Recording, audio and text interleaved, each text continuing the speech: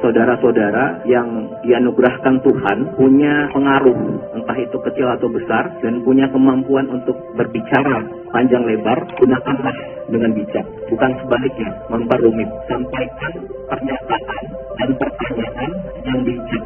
Ini masih lagi. Baik. Izin Pak Menko dan Bapak-Bapak sekalian, saya mau menyampaikan beberapa poin dan sekaligus menjawab beberapa pertanyaan tadi. Jadi satu, yang pertama mengenai anggapan bahwa pemerintah itu lambat. Saya mau cerita begini, sejak tanggal 4 2026 November itu hujan di 3 lokasi ya. Kemudian puncaknya itu di 25 dan 26. Di tanggal 26, Pak Kepala BNPB langsung ke Sumatera Utara. Saat itu beliau posisinya di Lumajang. Kenapa? Karena kita masih ada bencana juga, saudara-saudara kita di Lumajang, erupsi Semeru. Oke? Nah, yang di lapangan ini, seluruh petugas TNI, Polri, Basarnas, yang disampaikan Bapak Panglima dan Pak Kasat tadi, kemudian BNPB daerah, semuanya di detik pertama, hari pertama langsung bekerja tanpa kamera, ya. Kemudian Bapak Presiden hari itu juga kami langsung menghubungi Gubernur Sumatera Utara, tersambung. Beliau saat itu posisi di Bandara Bokesilangit. Kemudian menelpon Bupati Tapanuli Selatan, Gus Berawan, tersambung juga. Kemudian menghubungi Bupati Tapanuli Tengah, Pak Mesin Pak. Tidak tersambung via telepon, tapi kami saja via WA tersambung, dan kepala daerah lainnya. Kemudian di hari itu juga Bapak Presiden menginstruksikan Bapak Menko PMK memkoordinir segala kekuatan untuk sebesar-besarnya mobilisasi semua yang kita punya langsung ke sana. Oke.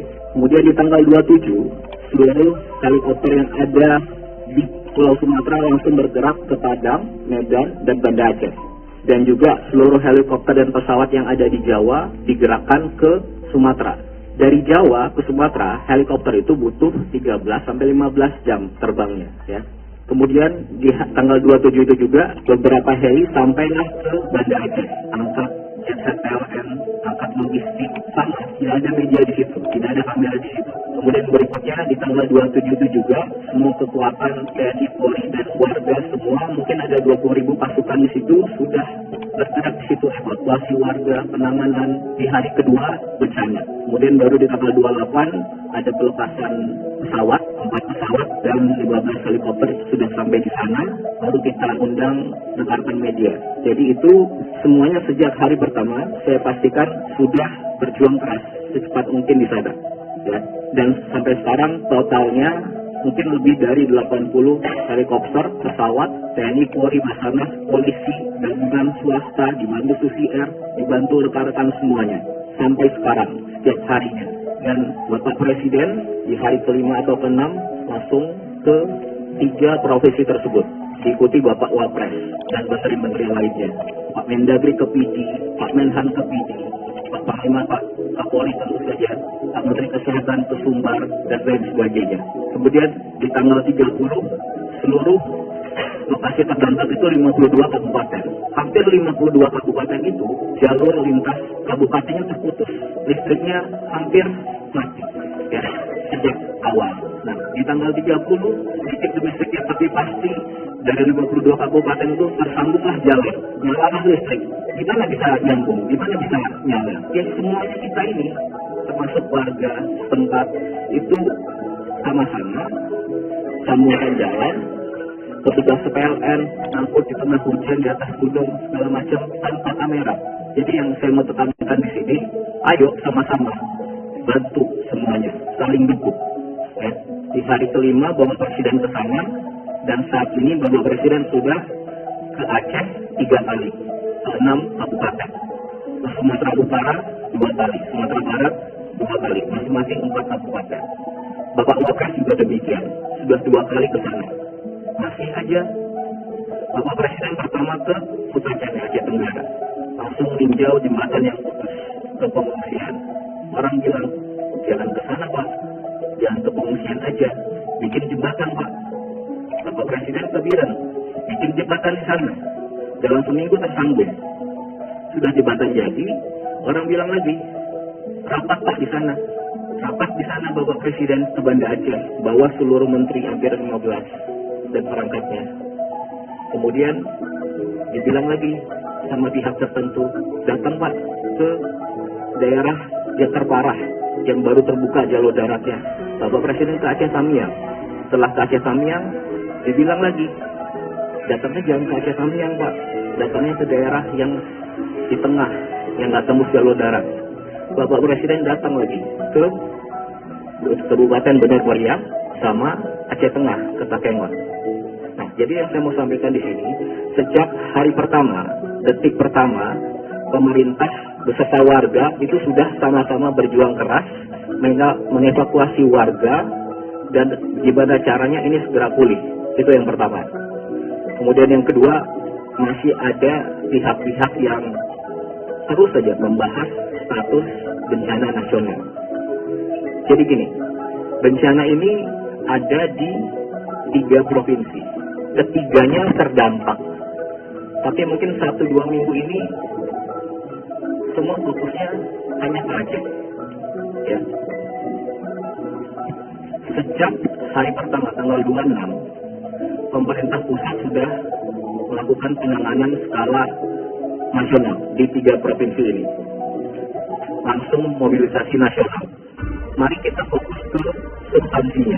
Sudah ada 50.000 lebih pasukan misalnya TNI Polri, Basarnas, dan relawan-relawan banyak sekali. Di seminggu pertama ada 26.000 seperti Pak Kasat bilang awal-awal. Dari yang sudah ada di sana.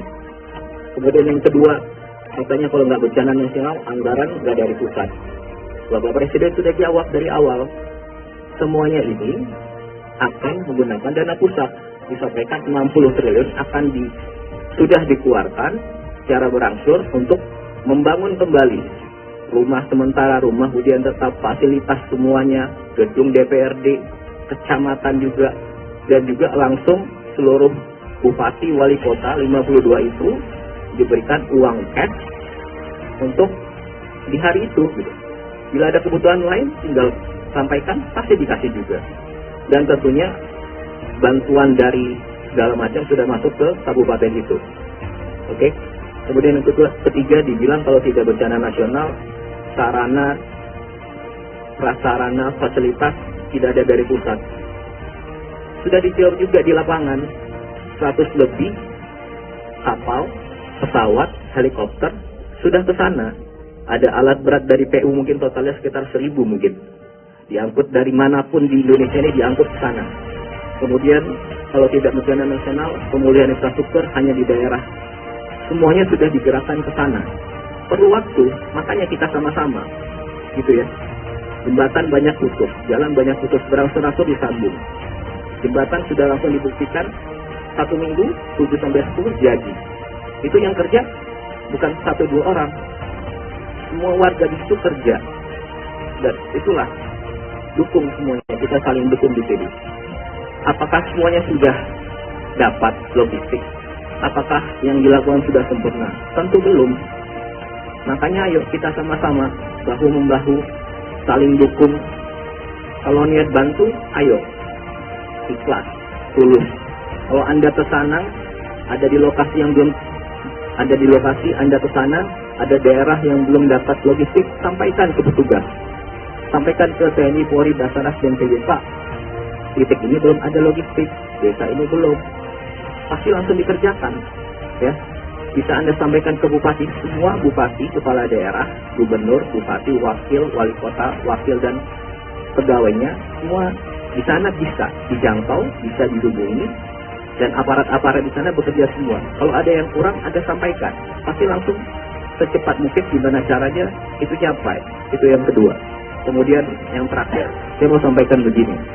Jadi saya pastikan kami semua yang di sini, kita semua termasuk Anda, rekan-rekan pers, semua orang-orang yang ada di lokasi bencana sekarang, semua petugas TNI, Polri, BNPB, Basarnas, petugas PLN, petugas Pertamina, para supir truk, dokter, tim medis, pilot-pilot heli, kru pesawat, relawan, banyak sekali relawan, dan organisasi lain, dan tentunya bersama-sama warga ini seluruhnya berjuang keras semuanya. Mereka yang kelihatan kamera, mereka yang udah kerja tapi nggak terlihat kamera, dan mungkin mereka yang udah nggak mungkin kita lihat lagi sekarang. Semuanya ini berjuang keras secepat mungkin sejak hari pertama, detik pertama, sampai seterusnya untuk mempercepat gimana caranya ini segera pulih. Keadaan di sana segera pulih.